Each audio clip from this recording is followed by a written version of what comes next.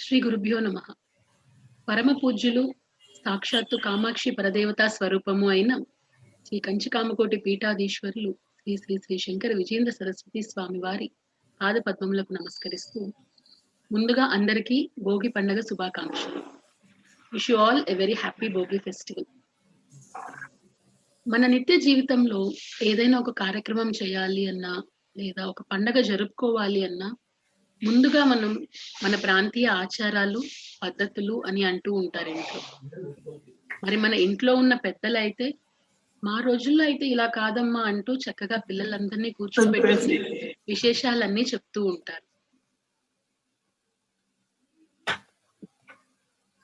మరి మన సాంప్రదాయ పాఠశాలలో అయితే ఏదైనా పండగ వచ్చిందంటే నెల మారుతోంది అంటే ముందుగా పిల్లలకి మనకి సహాయ సహకారాలు అందిస్తున్న అందరికీ ఈ పండగ గురించి, ఈ పండగ విశేషాలు, ఈ మాసం యొక్క గొప్పదనం ఎలా తెలియచేయాలి అన్నదే ఒక ఆలోచనగా మిగులుతుంది.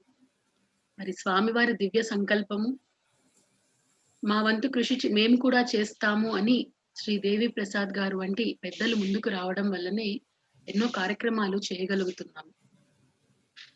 సంక్రాంతి అనంగానే ఉత్తరాయణ పుణ్యకాలము, భోగి మంటల సందెళ్లతో, రంగవల్లుల నడుమ గొబ్బిళ్లతో, కొత్త బియ్యము పొంగళ్లతో, హరిదాసు పాటలు, బసవన్నలు, గాలిపటాలు, నోరూరించే అరిసెలు ఇలా ఎన్నో గుర్తుకు వస్తాయి మనందరికీ. మరి ఇంకా ఆలస్యం చేయకుండా ఈ సంక్రాంతి పండుగ విశేషాలను, అలాగే చంద్రుడు పుష్యమి నక్షత్రంలోకి ప్రవేశించే ఈ పుష్యమాస ప్రాముఖ్యతను మనందరికీ తెలియజేయవలసిందిగా శ్రీ దేవి ప్రసాద్ గారిని కోరుకుంటూ వారిని సగౌరవంగా ఆహ్వానిస్తున్నాం.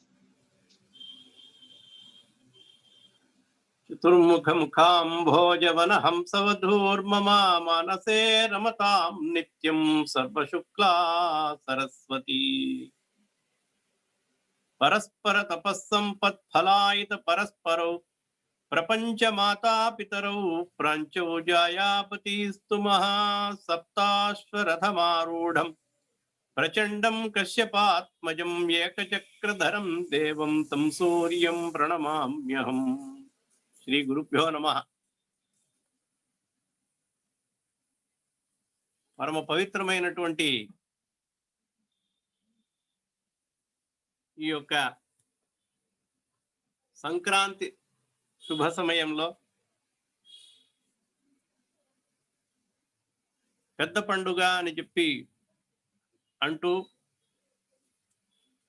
విశ్వమంతా కూడా విశేషంగా చేసుకునేటువంటి ఒక పండుగగా ఉన్నటువంటి సంక్రాంతి. ఈ సంక్రాంతి యొక్క ప్రాధాన్యం ఏమిటి అనే విషయం గురించి సూర్య భగవానుని అందరినీ కూడా నమస్కరించి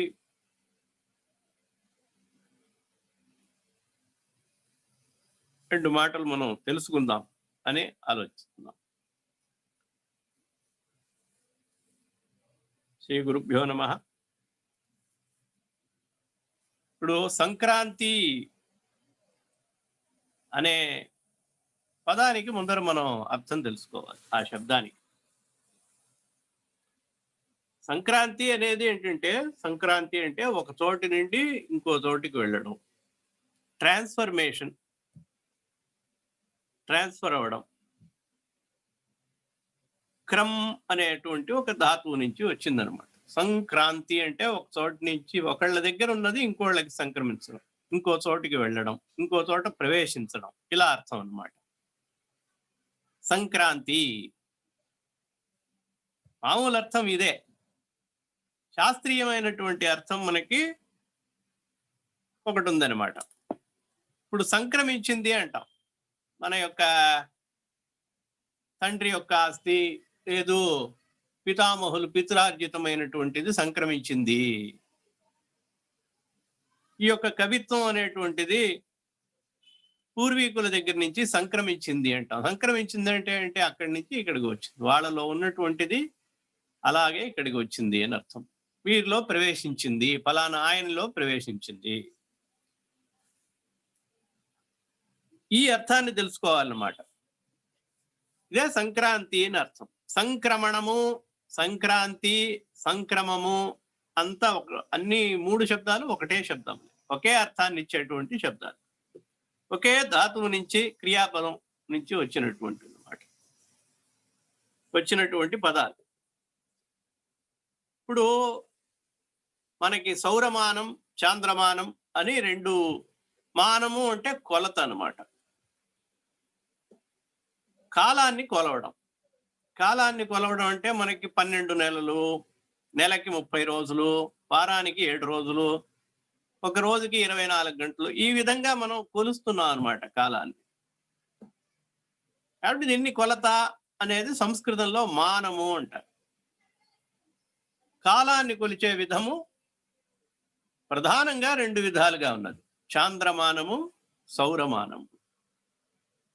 చాంద్రమానము అంటే చంద్రుని యొక్క గతి, అంటే ఆయన ప్రయాణించడం.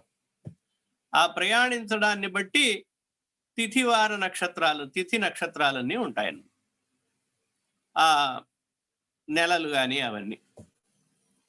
ఇది చాంద్రమానము అంటాం. మనకి mostly the entire India, most of the people follow the చాంద్రమాన, lunar calendar. It is called lunar calendar. Solar calendar, it is different from solar. Solar calendar అనేది ఏంటంటే సూర్యగతిని, సూర్యుని యొక్క భ్రమణాన్ని బట్టి కాలాన్ని నిర్ణయించడం అన్నమాట. ఫలానా మాసము, ఫలానా అనేది నిర్ణయించడం. ఈ నిర్ణయించడాన్ని ఏమంటారు? సౌరమానం అంటారు. సూర్యుని ఆధారంగా సూర్యుని యొక్క గతిని ఆధారంగా చేసుకుని వచ్చేటువంటిది కాలము యొక్క కొలతని, పరిమాణాన్ని కొలవడం అనేటువంటిది సౌరమానం అంటారు. ఈ సంక్రాంతి అనేటువంటిది ఒక చోటి నుంచి ఇంకో చోటికి వెళ్ళడం అనే అర్థం ఉన్నా కూడా ముఖ్యంగా ధర్మశాస్త్రము, కాలము, జ్యోతిష్ శాస్త్ర రీత్యా, జ్యోతిష్ శాస్త్రం అంటే జాతకం మటుకే కాదు, మ్యాథమెటిక్స్, అలాగే మనకి జోడాయిక్ సైన్స్ అని దాని గురించి కూడా ఉంటుంది అనమాట. ఇదంతా కలిపినది జ్యోతిష శాస్త్రము. జ్యోతిషం అంటే నక్షత్రం, సూర్యుడు, చంద్రుడు, గ్రహములు, నక్షత్రములు ఇవన్నీ కలిపి జ్యోతిషం అంటారు. ఎందుకంటే ప్రకాశిస్తూ ఉన్నాయి కాబట్టి. వాటి యొక్క గతిని గురించి చెప్పేది మొత్తము జ్యోతిష్ శాస్త్రం అవుతుంది. సో దాంట్లో మళ్ళీ డివిజన్స్ ఉన్నాయి. సరే, అది తర్వాత తెలుసుకుందాం. ముందర ఈ యొక్క సూర్యుని యొక్క గతి అనేటువంటిది కేరళ దేశము, పశ్చిమ Bengal, west Bengal, Kerala and Tamil Nadu, these 3 and part of Gujarat, these follow the సౌరమానం. సౌరమానాన్ని ఫాలో చేస్తారు. అంటే ఏంటి? సూర్యుని యొక్క గతిని బట్టి మాసములు అన్నమాట. మనం ఆచరించేటువంటి ఏవైతే ఈ పూజలు, పునస్కారాలు, ఇట్లాంటివన్నీ, వ్రతాలు ఇవన్నీ ఉన్నాయో, ఇవన్నీ కూడా 30వ వంతు చాంద్రమాన ప్రకారం ఉంటాయి. శ్రీరామనవమి, వసంత పంచమి, సుబ్రహ్మణ్య షష్ఠి, అలా దీపావళి, నవరాత్రులు, ఇవన్నీ కూడా కృష్ణాష్టమి, వినాయక చవితి, పండగలన్నీ కూడా చాంద్రమాన రీత్యా ఉంటాయి. కొన్ని పండగలు సౌరమాన రీత్యా ఉంటాయి. ఇప్పుడు ఇది సౌరమాన రీత్యా వచ్చేటువంటి పండగల్లో ధనుర్మాసము అనేటువంటిది, అలాగే ఇప్పుడు మనము పెద్ద పండగగా మనం సెలబ్రేట్ చేస్తున్నటువంటి చాలా చాలా చాలా ఉత్సాహంగా ఆంధ్రదేశంలో, అలా వివిధమైనటువంటి రాష్ట్రాల్లో, తమిళనాడులోను, విశేషంగా పంజాబ్లోను, వీళ్ళంతా కూడా సెలబ్రేట్ చేస్తున్నది. అంటే వీళ్ళు అంతా కొనియాడుతున్నటువంటి ఒక పండగ సంక్రాంతి అన్నమాట. ఇది సౌరమాన ప్రకారం వచ్చేటువంటి పండగ. సౌరమానం వచ్చే ప్రకారం అంటే ఏంటి? సూర్యుడు ధనుర్రాశిలో ఉన్నాడు. ఒక్కొక్క జొడాయిక్ అంటారు కదా, అట్లా 12 రాశులు ఉంటాయి మొత్తం. ఒక్కొక్క రాశిలోనూ నెల రోజులు ఉంటాడు సూర్యుడు. ఆ విధంగా సౌరమాన ప్రకారము మేషరాశిలో సూర్యుడు ప్రవేశించినప్పుడు వర్షారంభం అవుతుంది వాళ్ళకి. మనకి ఎట్లాగైతే సంవత్సరాది అని చెప్తామో అలాగూ మనకి చంద్రుడి యొక్క గతిని, పౌర్ణమి నాడు చిత్రా నక్షత్రంలో చంద్రుడు ఉన్నట్లయితే, చిత్త అంటాం తెలుగులో, ఆ చిత్రా నక్షత్రంలో ఉన్నప్పుడు అది చైత్రము అనబడుతుంది. అట్లాగే విశాఖ నక్షత్రంలో ఉన్నప్పుడు పౌర్ణమి నాడు ఇది చంద్రుని యొక్క గతిని అనుసరించి ఉండేటువంటిది. సూర్యుని యొక్క గతి ఏంటంటే కరెక్ట్ గా 12 నెలలు, ఒక్కొక్క నెల ఒక్కొక్క రాశిలో ఉంటాడు. ముందర మేషరాశి, అలా మేషము, వృషభము, మిథునము, కర్కాటకము, కన్య, సింహం, ధనుస్సు, ఇట్లా సింహం, వృశ్చికం, ధనుస్సు. ఆ ధనుస్సు అనేటువంటిది సూర్యుడు ధనురాశిలో ప్రవేశించినప్పుడు అది ధనురాశిలో ధనుర్మాసము అంటాం అన్నమాట. విశేషం మనకి అవుతున్నటువంటి ఇవాళ్లే ధనుర్మాసం యొక్క చివరి రోజు అన్నమాట.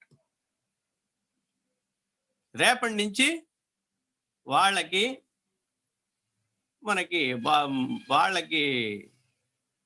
మకర మాసం వస్తుంది. ధనుస్సు తర్వాత మకరం అన్నమాట.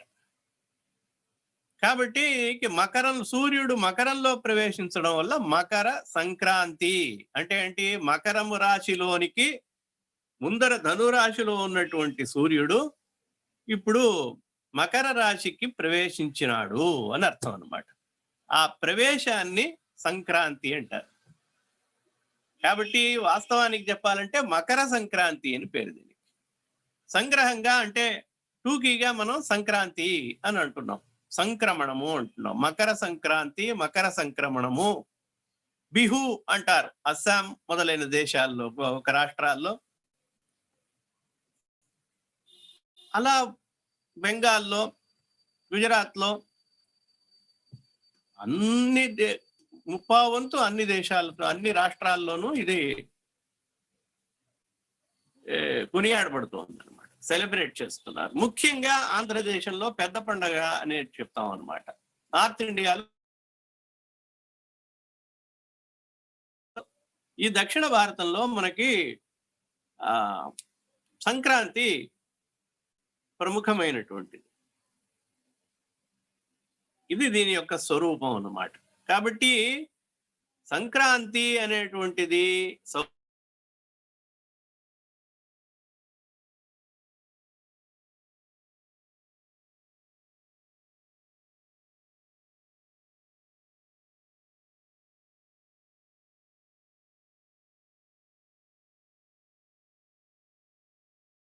ఏమో ఫ్రీజ్ అయ్యారు ఆయన. యొక్క చివరి రోజున, సంక్రాంతికి మొదటి రోజున భోగి అని చెప్పి అని అంటాము. భోగి తర్వాత వచ్చేటువంటి మరుసటి రోజున సూర్యుడు మకర రాశిలో ప్రవేశించడం వల్ల మకర సంక్రమణము, మకర సంక్రాంతి అని పేరు అన్నమాట. ఇది చాలా చాలా విశేషమైనటువంటిది, ప్రతి నెలా జరిగేటువంటిది. సూర్యుడు మేష సంక్రాంతి, వృషభ సంక్రాంతి,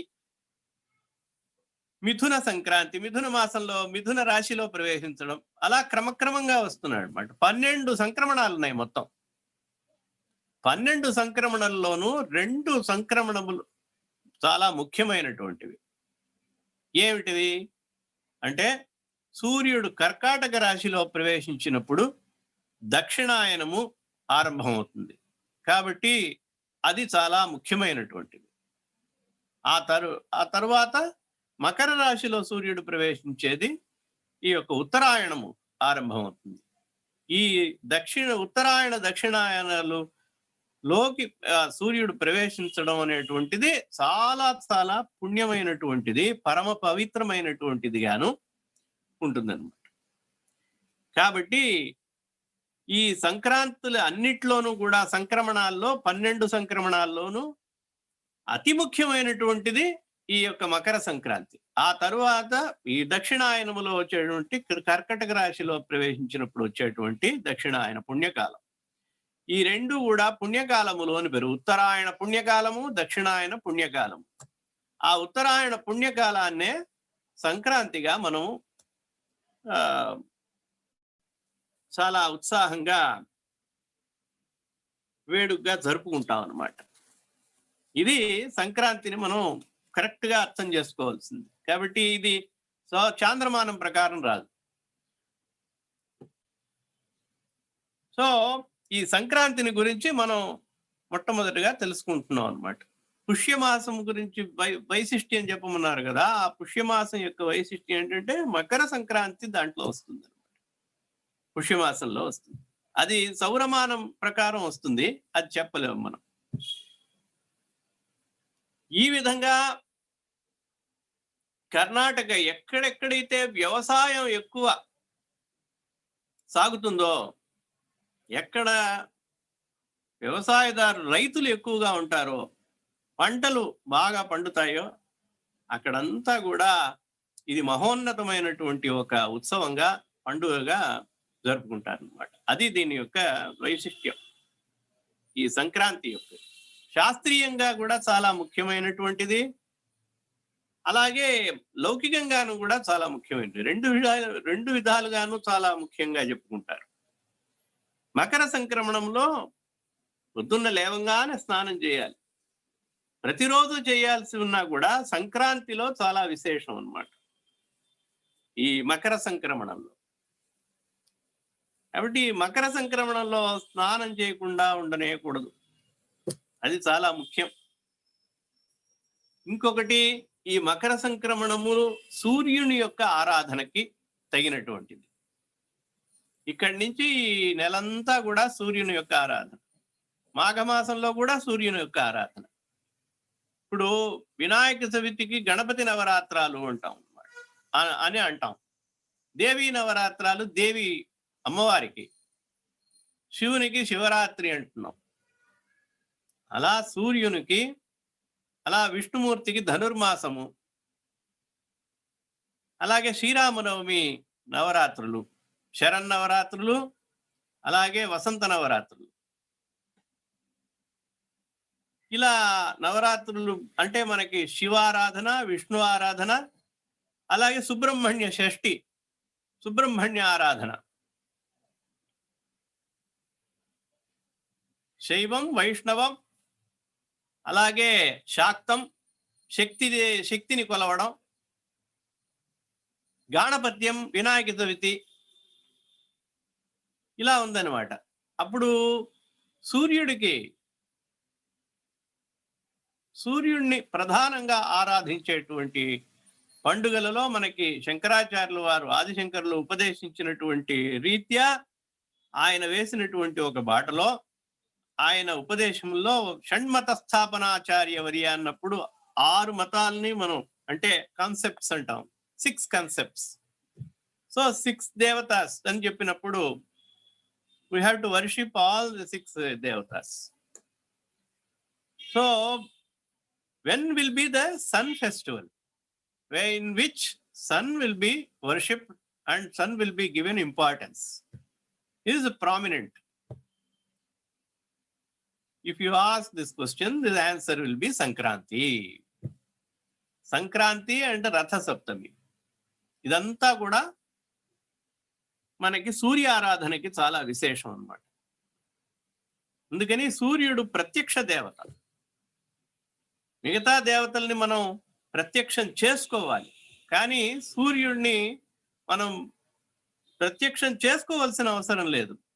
మనం చూసే అవ్వాలి ఆయన్ని, ఆయన దర్శనం చేసుకునే అవ్వాలి. ఈ జీవి యొక్క సమస్త జీవులలోనూ చైతన్యం కలగాలంటే సూర్య భగవానుడు ఉదయించాలి. సమస్త జీవుల్లోనూ, సమస్త ప్రాణుల్లోనూ, వృక్షాల్లోనూ. ఫోటోసింథసిస్ అంటాం, మీరంతా చదువుతూ ఉంటారు, పిల్లలందరూ, అందరికీ తెలిసే ఉంటుంది. ఈ యొక్క మొక్కలన్నీ మొలవడం ఓషధులు అంటారు. దీన్ని వేదంలో ఓషధులు అంటారు అన్నమాట.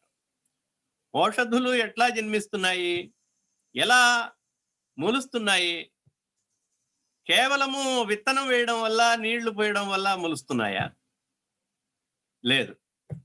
సూర్యుని యొక్క రశ్మి, ఆ కిరణాలు ఆ మొక్క మీద పడాలన్నమాట. లేకపోతే మీకు ఆ పంటలు, ఏ పంటలు కూడా పండవు. సూర్యుడు బాగా ఎండతో తప్పింపజేసి ఈ లోకాన్నంతా కూడా తప్పింపజేసిన తర్వాత ఇక్కడ ఉండేటువంటి నీళ్లని సహస్రగుణ ముత్సృష్టం ఆదత్తేహి రసం రవిహి అని చెప్పి కాళిదాసు చెప్పినట్లుగా ఈ భూమినంతా ఏష సుప్తేషు జాగర్తి అంటాడు. ఈయనే ఈ సూర్య భగవానుడే అన్ని చేస్తున్నాడు అనమాట.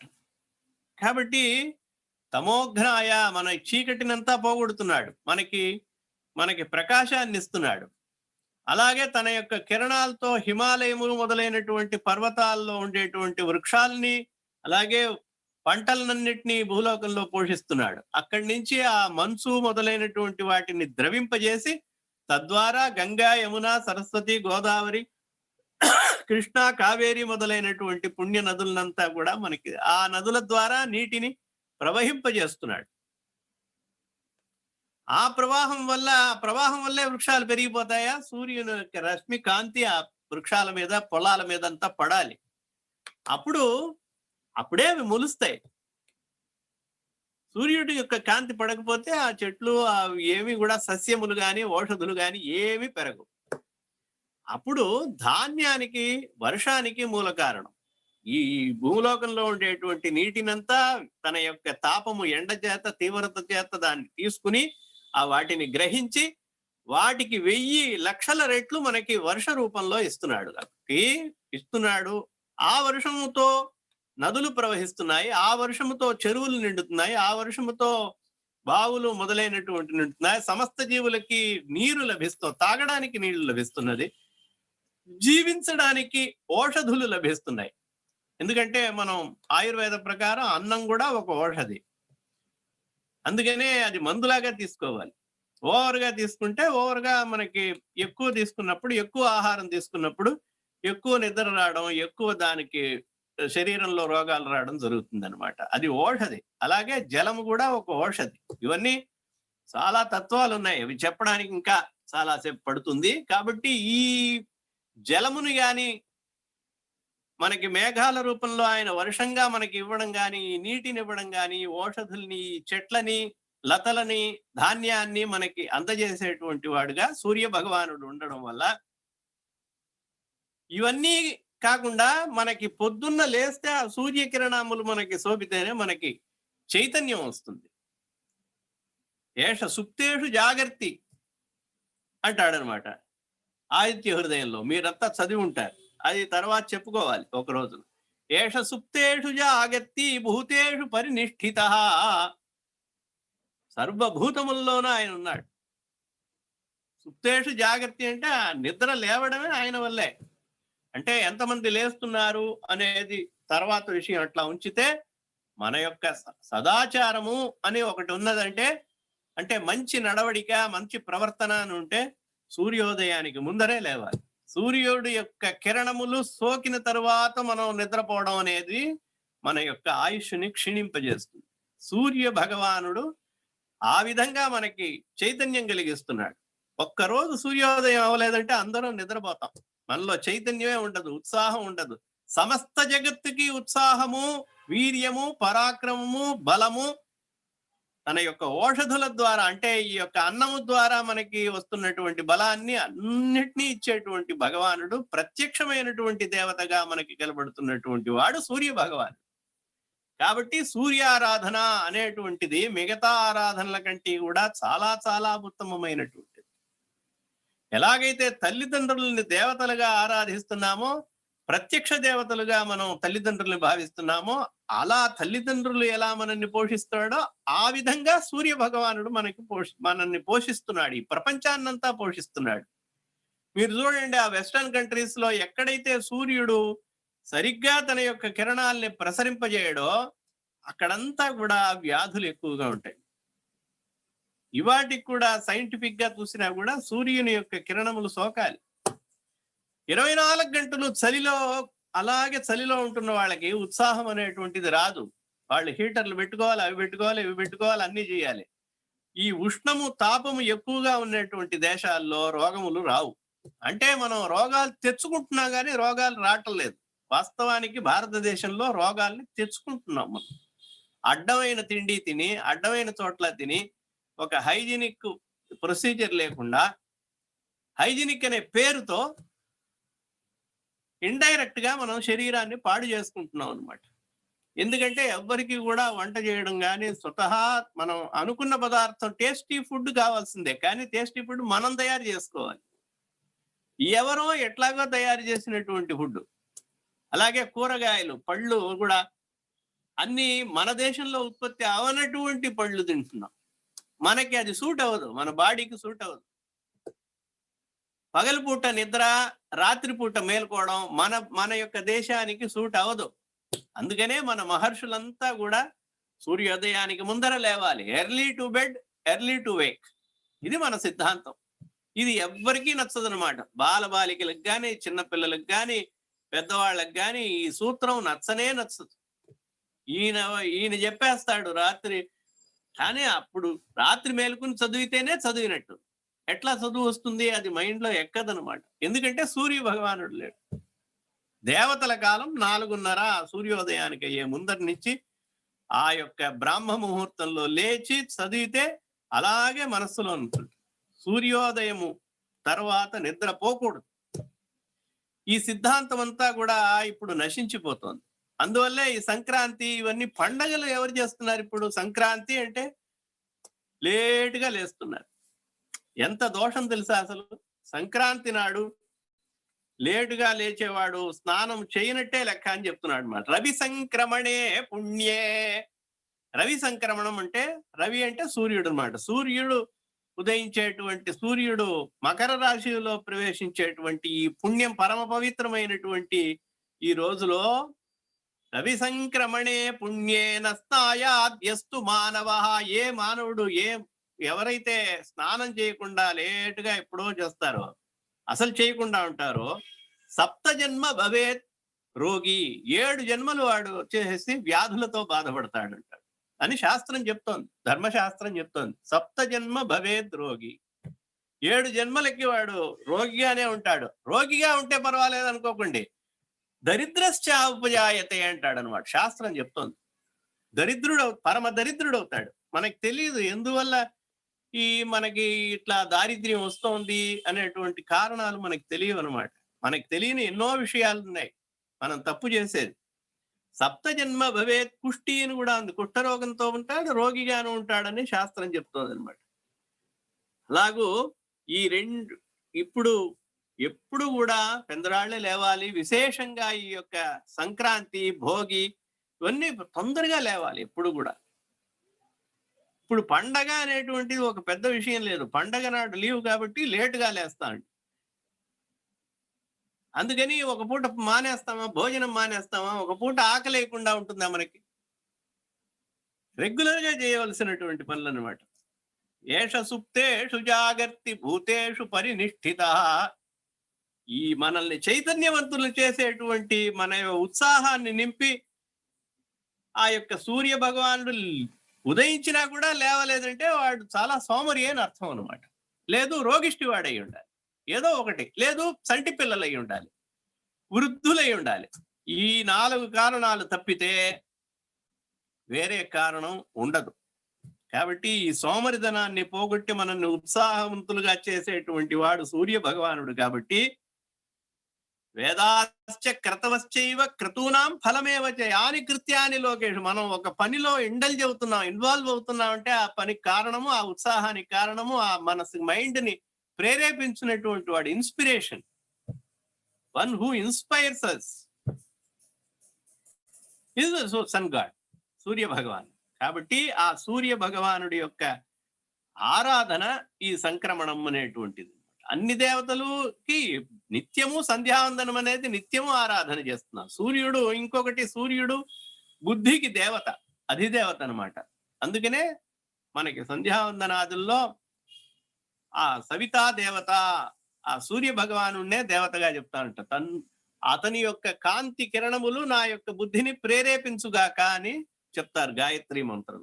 అటువంటి విశిష్టమైనటువంటి ఆ బుద్ధికి అధిదేవత ఇంకో అధిదేవత అయినటువంటి సూర్యుడిని ఆరాధించడం వల్ల బుద్ధి ప్రకాశిస్తుంది.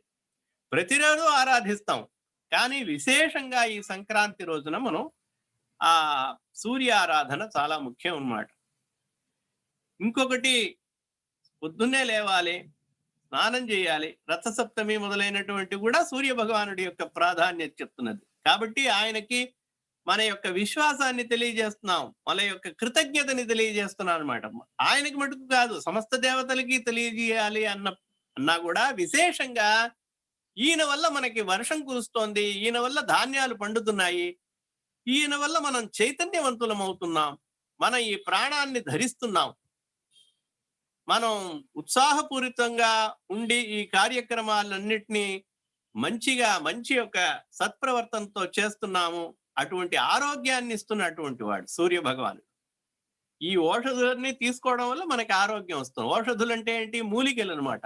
అన్నము మూలిక, కూరగాయలన్నీ మూలికలు. అవి ఎరువులు వేసి వాటిని ఫర్టిలైజర్స్ అన్ని వేసేసి దాన్ని నాశనం చేస్తున్నాం. క్రమక్రమంగా విషాన్ని తీసుకుంటున్నాం అనిపిస్తోంది. కానీ ఈ అన్నస్వరూపిగా ఆయన ఉన్నాడు కాబట్టి అతన్ని మనం ఆరాధించాల్సినటువంటి సమయం అన్నమాట. సహయజ్ఞ ప్రజా సృష్ట, ప్రజాపతి బ్రహ్మ ఏం చేశారు? యజ్ఞాల్ని సృష్టించాడు. యజ్ఞాల్ని సృష్టించి ఈ యజ్ఞాన్నంతా మీరు, యజ్ఞం అంటే ఏంటి? ఆరాధన. ఆ ఆరాధన మీరు చేస్తూ ఉండండి. చేస్తూ ఆ దేవతలను ఉద్దేశించి మీరు జపతపాదులు హోమాలన్నీ చేస్తూ ఉన్నప్పుడు, యజ్ఞయాగాదులు చేస్తున్నప్పుడు, నమస్కరిస్తున్నప్పుడు ఆ దేవతలు మిమ్మల్ని అనుగ్రహిస్తారు.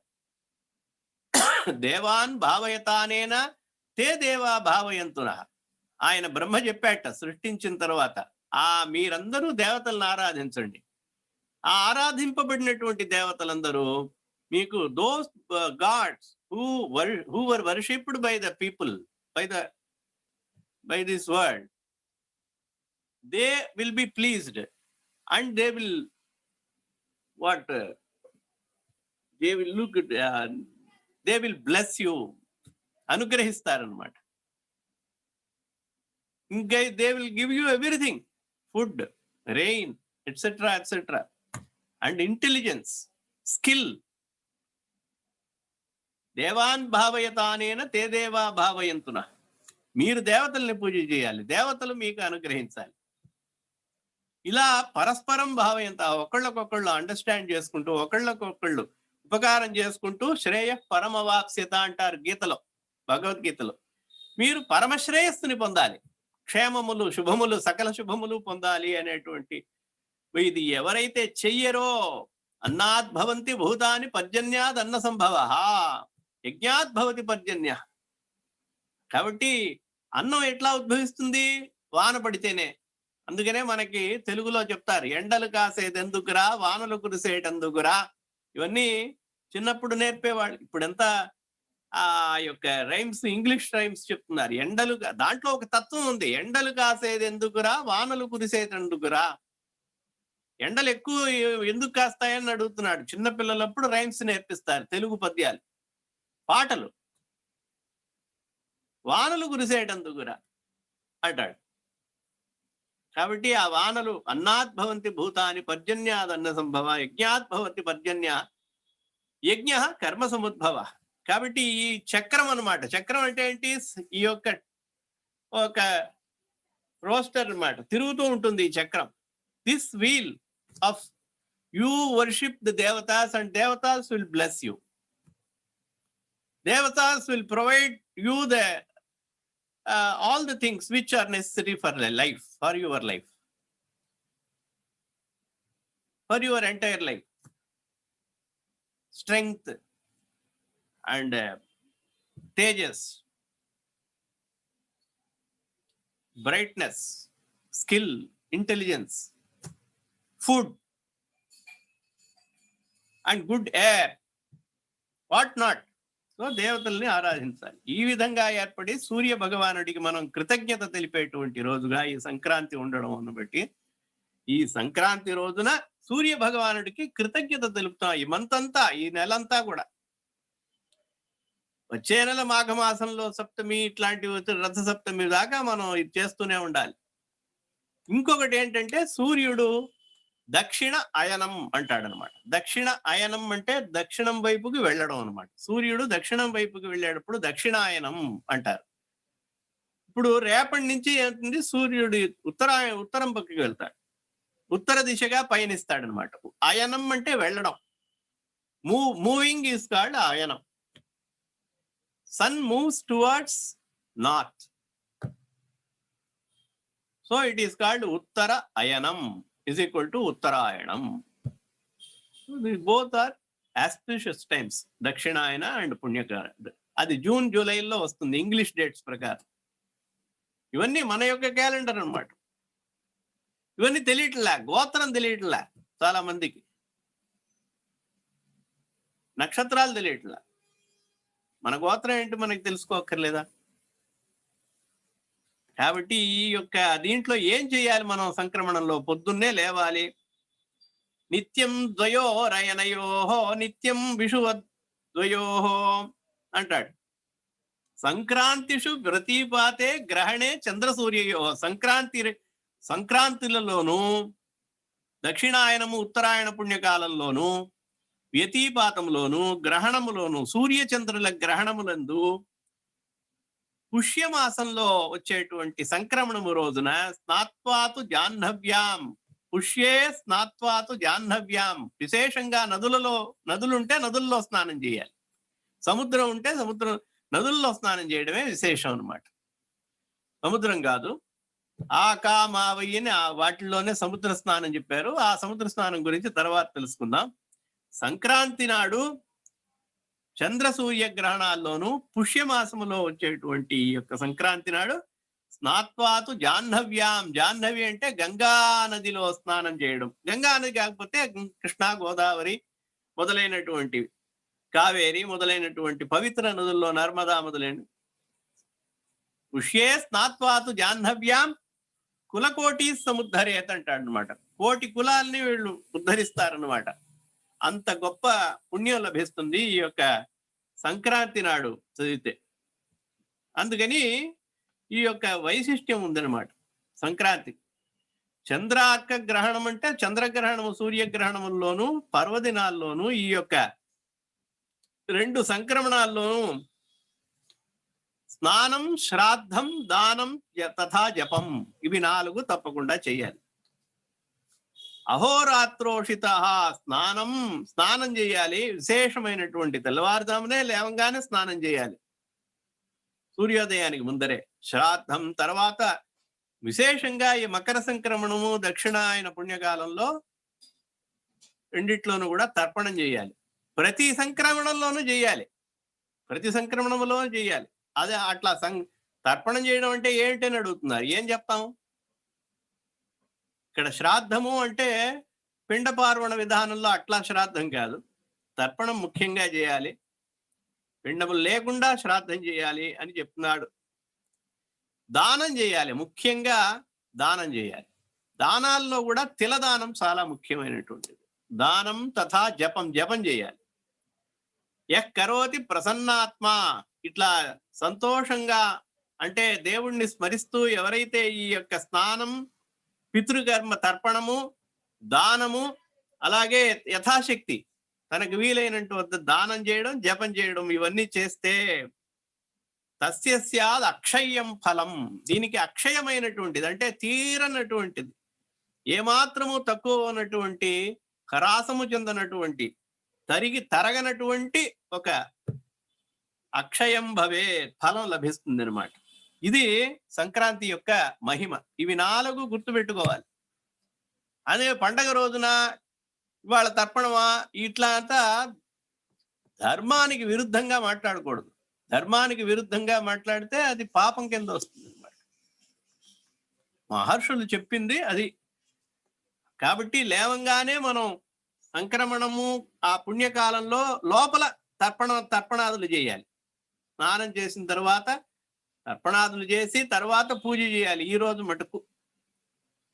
తర్వాత దానాలు చేయాలి, యథాశక్తి జపం చేయాలి. ఈ విధంగా క్రమంగా చేసుకుంటూ రావాలి. ఈ 4 చాలా ముఖ్యం. ఇది వీటికి చాలా ముఖ్యంగా మృగ కర్కట సంక్రాంతి అంటాడు. కర్కటక మాసము దక్షిణాయన పుణ్యకాలము, ఈ పుణ్యకాలం కూడా చాలా ముఖ్యమైనటువంటిది అనమాట, ప్రాముఖ్యం కలిగినటువంటి. ఆరోగ్యం భాస్కరాదిచ్చేత్ అంటాడు. కాబట్టి మోక్షమిచ్చేన్ మహేశ్వరాత్ని. ఆరోగ్యం కావాలంటే సూర్యోపాసన చేయాలి. ఆరోగ్యం బాగుంటేనే ధర్మాన్ని ఆచరించగలం. ఆ ధర్మానికి అవిరుద్ధంగా డబ్బు సంపాదించడం, సుఖభోగాలను అనుభవించడం చేయగలం. మోక్షానికి కూడా ఆరోగ్యం ముఖ్యం. మనం కుమార సంభవం వాటిల్లో చూసుకున్నాం, చదువుకున్నాం. శరీరం ఆద్యంకలు ధర్మ సాధనం అని. ఆ ఆరోగ్యం ఉంటేనే మనం సవ్యంగా చేయగలమాట. కాబట్టి ఏం చేయాలి? ఈ సంక్రాంతి యొక్క మహిమ ఏమిటి? ఈ యొక్క మకర రాశి ప్రవేశంలో సూర్యుడు చేస్తున్నటువంటి దేశం మొత్తం కూడా చేస్తారు. మనం అనుకుంటాం మనం మాత్రమే చేస్తున్నాం అనుకుంటాం. ఇక్కడ ఇలా వివిధ దేశాల్లో చెప్తారు. ఇక్కడ తై మాసం అంటారు, ఇక్కడ సంక్రమణము అనే కర్ణాటకలో ఉన్నది, బెంగాల్లో ఉన్నది, అలాగే అస్సాంలో ఉన్నది, గుజరాత్ లో ఉన్నవి, పంజాబ్ లో ఉన్నవి, బిహు అంటారు. ఇట్లా ఆయా దేశాల్లో వేరే పేరు ఏదో ఉంది, పంజాబ్ లో. ఇట్లా వివిధ రాష్ట్రాల్లో ప్రజలందరూ కూడా ఉత్సాహంగా చేసేటువంటి పండుగ అనమాట. ఎందుకంటే అక్కడ వ్యవసాయం ఎక్కువ. వ్యవసాయులందరూ సూర్యుడిని ఆరాధిస్తారనమాట. ఎందుకంటే ఆయన వల్ల వాళ్ళు నీళ్లు వచ్చినాయి, అందుకు పంటలు బాగా పండినాయి, సస్య సమృద్ధి ఏర్పడింది, ధాన్యాలకి ఏమాత్రం లోటు రాలేదు, ప్రజలకి తాగడానికి. కాబట్టి వాళ్ళు తన యొక్క కృతజ్ఞతని తెలుపుకుంటున్నారు అనమాట. అందుకని దీనికి మొదటి రోజున భోగి ఉండడం వల్ల, భోగి అంటే ఏంటి? అది ఇంద్రుని యొక్క ప్రాశస్త్యం అనమాట. భోగి మంటలన్నీ వేస్తున్నామంటే ఏంటి?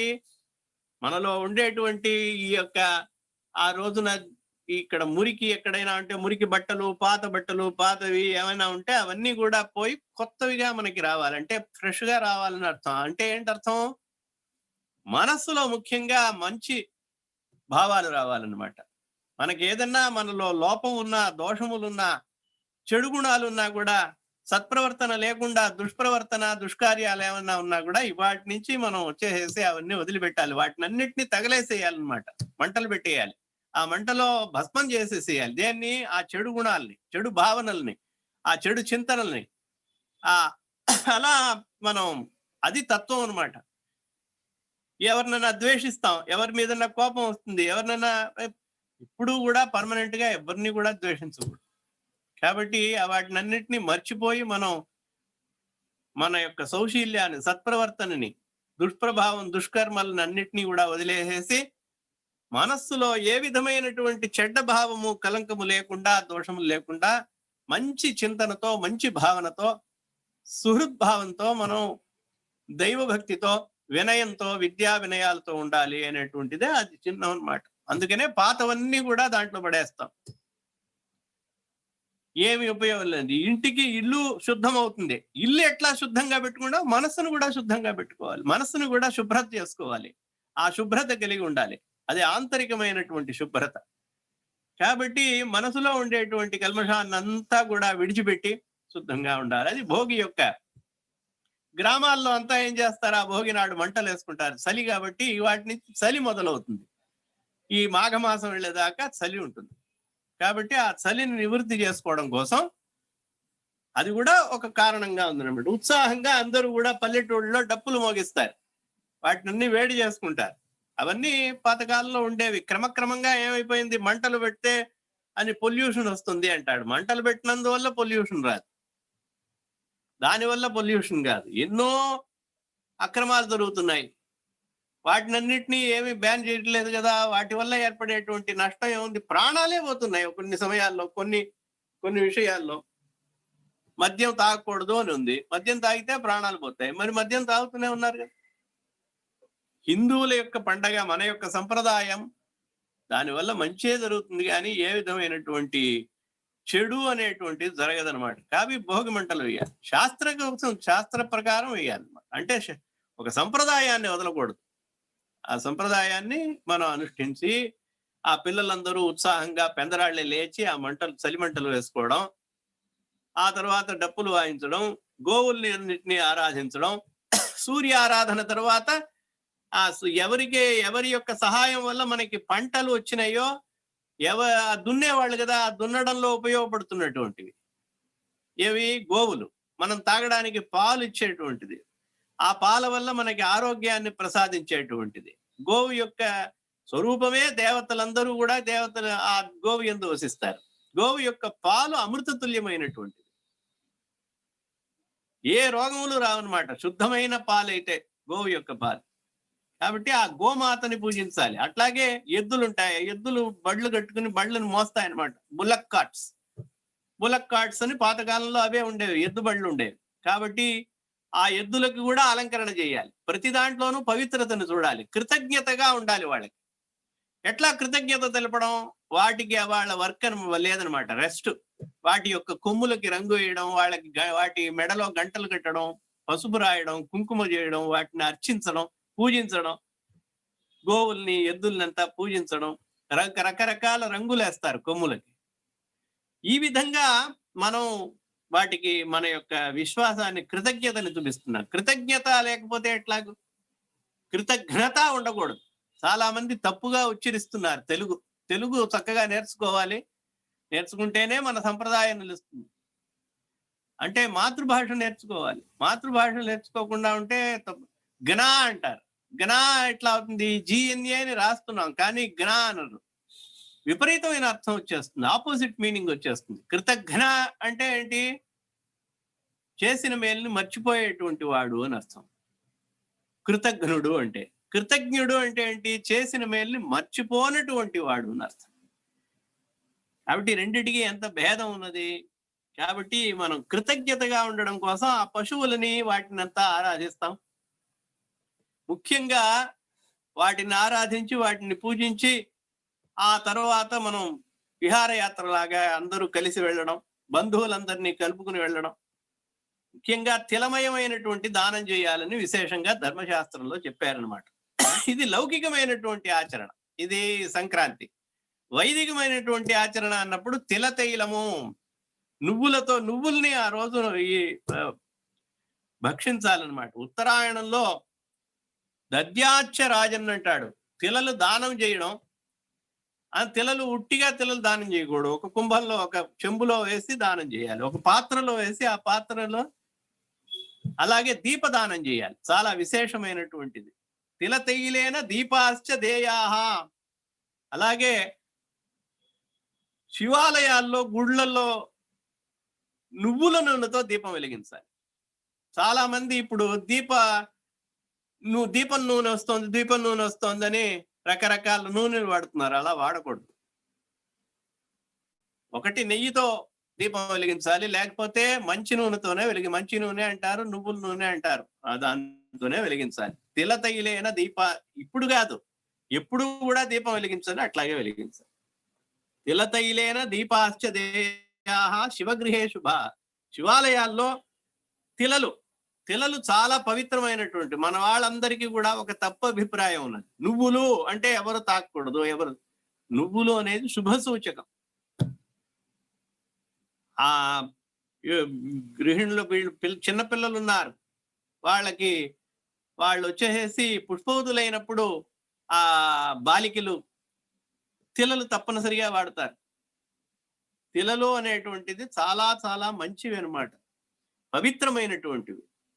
కాబట్టి ఆ తిలలతో ఏదైనా ఒక విధంగా నూరి స్నానం చేయడం మంచిది అని కూడా చెప్పారన్నమాట. అలాగే శివుడికి అభిషేకం చేయాలి. తిలాదేయాశ్చ హోతవ్యాహ భక్ష్యాహ అంటాడు, హోమం చేయాలి. అలాగే తిలలతో మర్దన చేయాలి, తిల తైలంతో శివునికి అభిషేకం చేయాలి. అలాగే ఘృతాభిషేకం చాలా విశేషం ఈ రోజున. ఘృతాభిషేకం అంటే నెయ్యితో అభిషేకం చేయడం, ఇలా అర్చన చేయాలి. కాబట్టి 4 చెప్పాను మీకు. జపం కూడా చేయాలి, స్నానం, తర్వాత ఇది తల్లిదండ్రుల యొక్క ఉన్నప్పుడు, లేని వాళ్ళైతే వాళ్ళ యొక్క తర్పణము, ఆ తరువాత మనకి దేవతారాధనము, తర్వాత జపం, దానము, జపము. ఇవి 4లో ఇవి దానం చేయడం, అలాగే దేవతలకి తర్పణం చేయడం, ఇవన్నీ కూడా ఉన్నాయన్నమాట. విశేషంగా శివునికి ఈ ఘృతముతో అభిషేకం చేయాలి, నెయ్యితో అభిషేకం చేస్తే చాలా విశేషం. సువర్ణమయమైనటువంటి పాత్రనివ్వడమో, లేదు సువర్ణములో అంటే బంగారాన్ని లోపల వేసి ఆ చెంబుని దానం చేయడమో, ఆ పాత్రని తామ్ర పాత్రం, రాగి పాత్రలు దానం చేయడమో చాలా విశేషం అన్నమాట. ఈ విధంగా సంక్రాంతి యొక్క మహిమ మనకి ముఖ్యంగా దీంట్లో దానం చాలా ముఖ్యం అన్నమాట.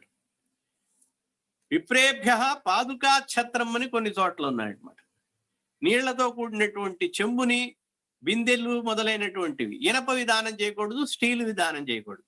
ముందరే చెప్తున్నాను, అది చాలా చెడ్డది. ఎక్కడ దానం అని చెప్పినా ఇనుము, అలాగే మనకి స్టీల్ కూడా ఇనుము కింద వస్తుంది కాబట్టి ఎవర్ సిల్వర్, ఇనుము అంతా దానం చేయకూడదు.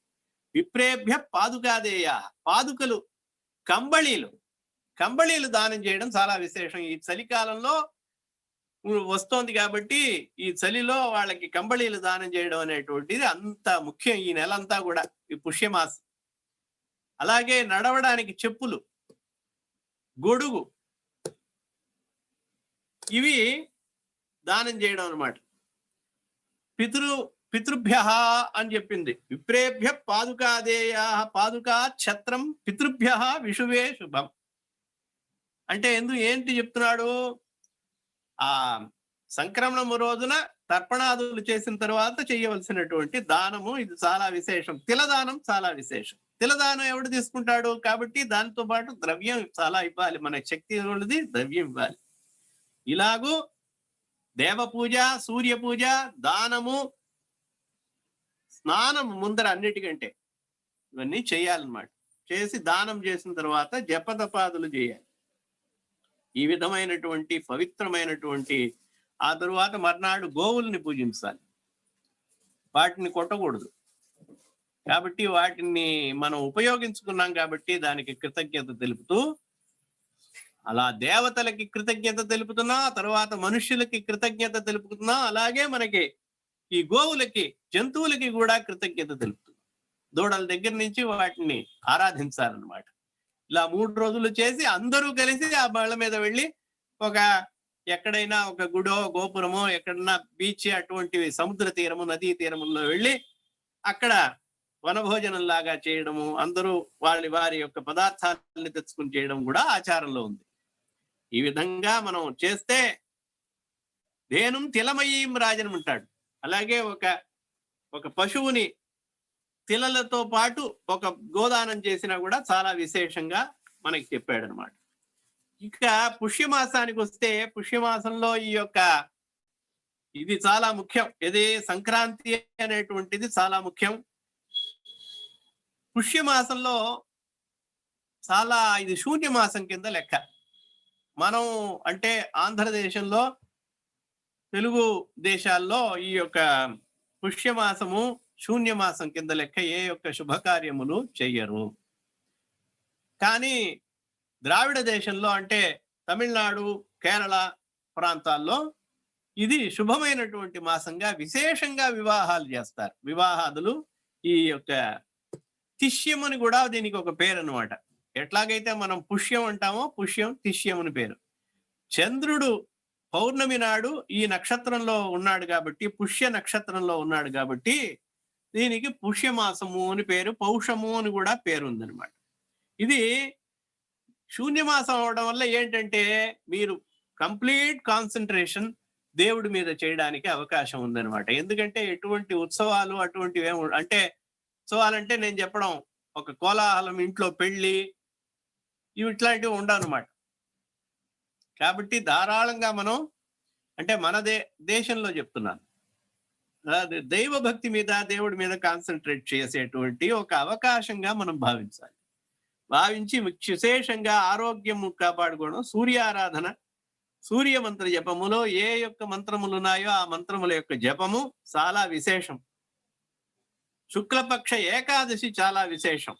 ఈ పుష్యమాసంలో వచ్చేటువంటిది 2 ఏకాదశులు వస్తాయన్నమాట. సఫల ఏకాదశి అని ఒకటి ఉంది. అంటే జీవిత సాఫల్యం పొందేటటువంటి ఒక ఏకాదశి సఫల ఏకాదశి అని పేరు అన్నమాట. 2 ఏకాదశులు వస్తాయి కదా. ఒక ఏకాదశి సఫల ఏకాదశి ఏంటంటే దానికి ఒక రాజుగారు చాలా దీనమైనటువంటి చెడు అలవాట్లతో ఉండి చాలా చెడిపోయినటువంటి వాడిగా అయ్యి ఏదో అకస్మాత్తుగా ఒక అడవిలో వెళ్ళినటువంటి వాడే చాలా దుర్జనుడు అనమాట. ఆ దుర్జనుడుగా ఉండి రాజ్యం నుంచి వెళ్ళగొట్టేటువంటి పరిస్థితి ఏర్పరచుకున్నాడు. అంటే తండ్రి చేతనే వెళ్ళగొట్టబడ్డాడు అనమాట. అంత దుష్కర్మలు చేస్తూ దుష్కార్యాలు చేస్తూ ప్రజల్ని పీడిస్తూ ఉండేటప్పటికి రాజుగారు వెళ్ళగొట్టాడు. అలా వెళ్ళినటువంటి వాడే అక్కడ అకస్మాత్తుగా ఆ ఏకాదశి నాడు ఆ మొదటి నాడు ఏమి దొరకలేదన్నమాట తినడానికి అరణ్యంలో. ఆ అరణ్యంలో ఉండేటువంటి ఏవో పళ్ళు అవన్నీ తిందాం అనుకున్నాడు. అవేవి నచ్చలేదు. ఎందుకంటే రాజకుమారుడు కదా. కాబట్టి వాళ్ళంతా ఉపవాసం ఉన్నాడనమాట. చివరికి ఏదో దొరికితే దాన్ని ఎవరో పాపం ఒక యాచకుడు అడిగితే వాడికి ఇచ్చేశాడు. కాబట్టి ఏకాదశి నాడు ఏమీ భుజించలేదనమాట, తినలేదు. ఇలా ఉన్న తర్వాత ఎక్కడో ఒక దెబ్బ తిని బుద్ధి వచ్చినటువంటి వాడు మంచి బుద్ధిని కలిగించాడు అనమాట అని ఒక కథ వినికిడి ఉందనమాట. అలాగూ ఆ తరువాత సద్బుద్ధి కలిగి వాడికి మంచివాడయ్యి ఎందువల్ల అయ్యాడంటే ఆ ఏకాదశి నాడు అప్పుడు యమదూతలంతా వచ్చినప్పుడు చెప్తారనమాట. ఈ ఏకాదశి నాడు విష్ణుమూర్తిని ఆ యొక్క ఏ పళ్ళు తినకుండా ఏమీ తినకుండా నిరాహారుడుగా ఉండి ఏకాదశి వ్రతం చేసినట్లుగా అయిపోయిందట ఆయనకి. కాబట్టి ఆ వ్రతం చేసినందువల్ల, తెలియకుండా కూడా చేసినందువల్ల, తెలిస్తేనే కాదు తెలియకుండా చేసినా కూడా ఫలం ఉంటుందన్నమాట. అలా ఫలం ఉంటుంది కాబట్టి ఆ పుణ్యవశం చేత అతనికి మంచి బుద్ధి కలిగింది, సత్ప్రవర్తన కలిగింది అనమాట. అందరూ ఎవరో పట్టుకుని సాగు కొడుతున్నారు అనమాట. సాగు కొడుతున్నప్పుడు అరిచాడు, నేను రాజుగారి కుమారుణ్ణి అని అన్నాడు. రాజుగారి కుమారుడు అనగానే వాళ్ళు కొంచెం వదిలేరనమాట.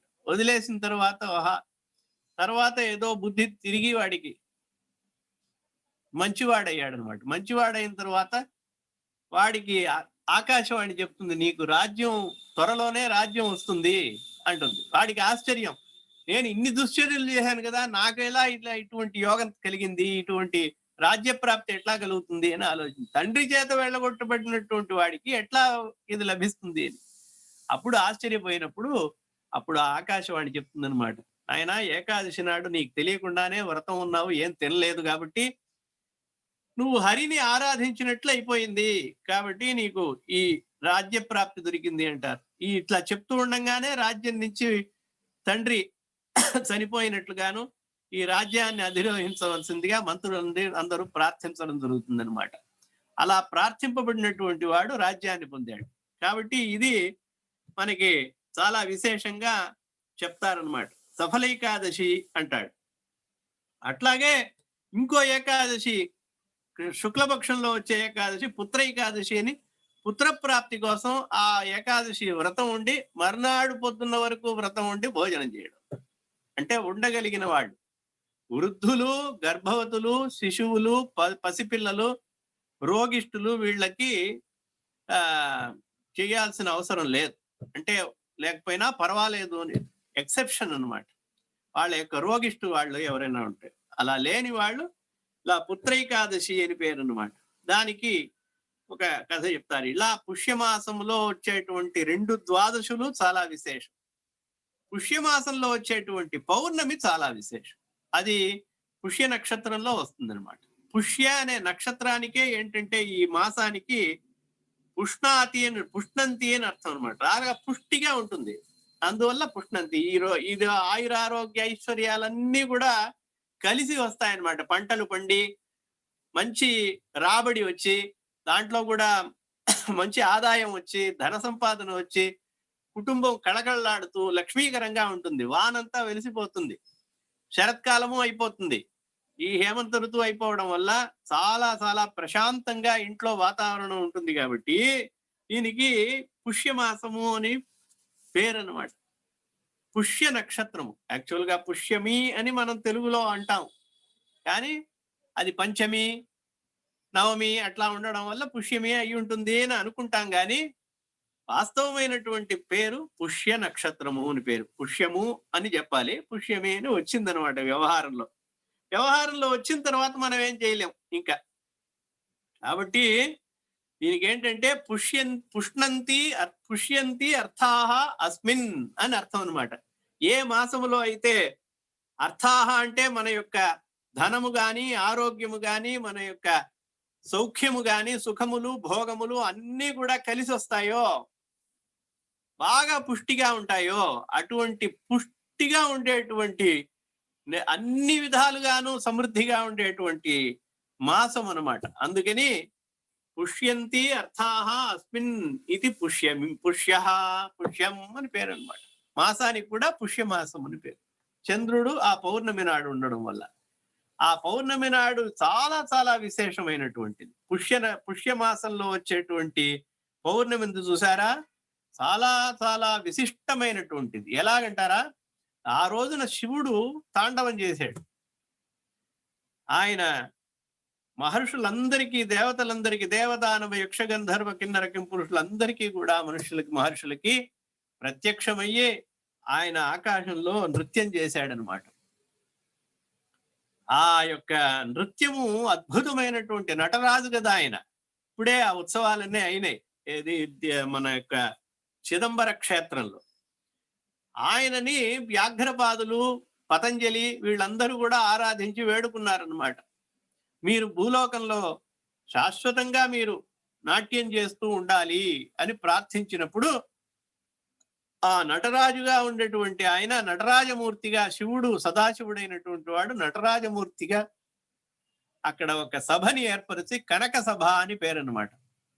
కనక సభ అంటే బంగారముతో సభని ఏర్పాటు చేశాడు ఆయన. విశ్వకర్మ మొదలైనటువంటి వాళ్ళు ఆ సభని నిర్మించారు. ఆ చిదంబరంలో ఉండేటువంటిది కనక సభ అని పేరు అన్నమాట దానికి.